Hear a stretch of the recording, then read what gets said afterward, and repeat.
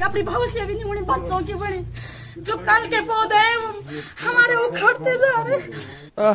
दोस्तों इस समय हम फिर से सिंघधार वाले इलाके में हैं और आप देख सकते हैं कि पिछले 2-3 दिनों में यहाँ कितनी तेजी से दरारों की जो एक तरह से गहराई है वो बढ़ी है।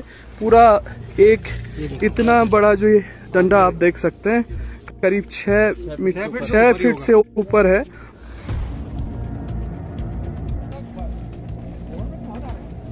अभी सर एसडीएम मैडम आई थी तो उधर से निकल गई सर मैडम।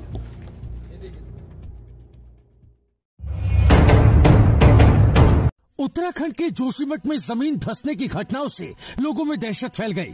घरों की दरकती दीवारें, जमीन फाड़कर निकलता पानी और सड़कों में पड़ी दरारों ने सबको चौंका दिया। इन सब के बीच खबर सामने आई कि 2022 में उत्तराखंड में 10 करोड़ पर्यटक पहुंचे। वहीं 2019 में जोशीमठ पहुंचने वालों की संख्या 4.9 लाख थी, जो 2017 में महज 2.4 लाख थी। आसान शब्दों में कहें तो केवल 2 सालों में जोशीमठ पहुंचने वाले टूरिस्टों की संख्या में करीब दोगुने से ज्यादा का इजाफा हुआ। यह आंकड़े न केवल चौंकाते बल्कि एक्सपर्ट्स ने इसे लेकर चिंता जाहिर की है। टाइम्स ऑफ इंडिया की एक रिपोर्ट के मुताबिक साल 2022 में करीब 5 करोड़ पर्यटक, 3.8 करोड़ कांवड़ यात्री और 45 लाख चारधाम के श्रद्धालु उत्तराखंड पहुंचे थे। पर्यटन के लिहाज से साल 2022 सबसे बेहतरीन रहा। हालांकि इतनी बड़ी संख्या में लोगों के पहुंचने ने कई सवाल भी खड़े कर दिए। जोशीमठ में जमीन धंसने के बाद उत्तराखंड में इतनी बड़ी संख्या में लोगों के लिए इंफ्रास्ट्रक्चर की उपलब्धता, पहाड़ी शहरों की भीड़ को सहन करने की क्षमता, पहाड़ों और स्थानीय लोगों की सुरक्षा से जुड़े वैज्ञानिक शोध जैसी कई चीजों पर चर्चाएं तेज हो गई हैं। इस रिपोर्ट के मुताबिक 2017 में 24 लाख श्रद्धालुओं ने चारधाम यात्रा से जुड़े शहरों में अपनी दस्तक दी थी। वहीं 2022 में यह आंकड़ा बढ़कर लगभग दोगुना होकर 45 लाख तक पहुंच गया। 2 मुख्य हिल स्टेशन मसूरी और नैनीताल में भी कमोबेश ऐसे ही हाल रहे। कोरोना महामारी के बाद इन हिल स्टेशन पर बड़ी संख्या में टूरिस्टों की भीड़ उमड़ी।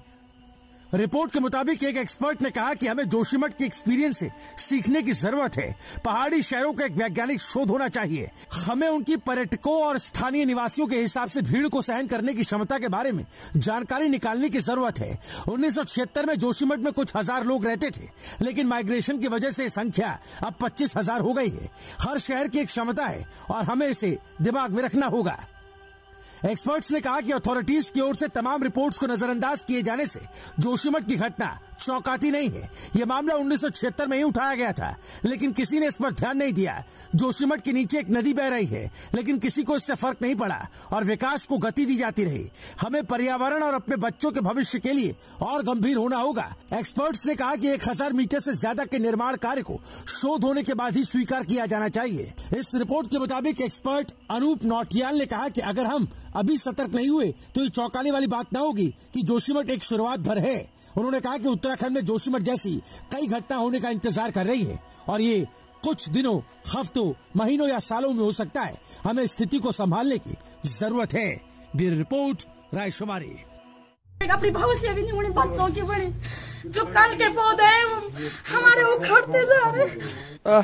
दोस्तों इस समय हम फिर से सिंघधार वाले इलाके में हैं और आप देख सकते हैं कि पिछले 2-3 दिनों में यहाँ कितनी तेजी से दरारों की जो एक तरह से गहराई है वो बढ़ी है। पूरा एक इतना बड़ा जो ये डंडा आप देख सकते हैं करीब 6 फीट से ऊपर है।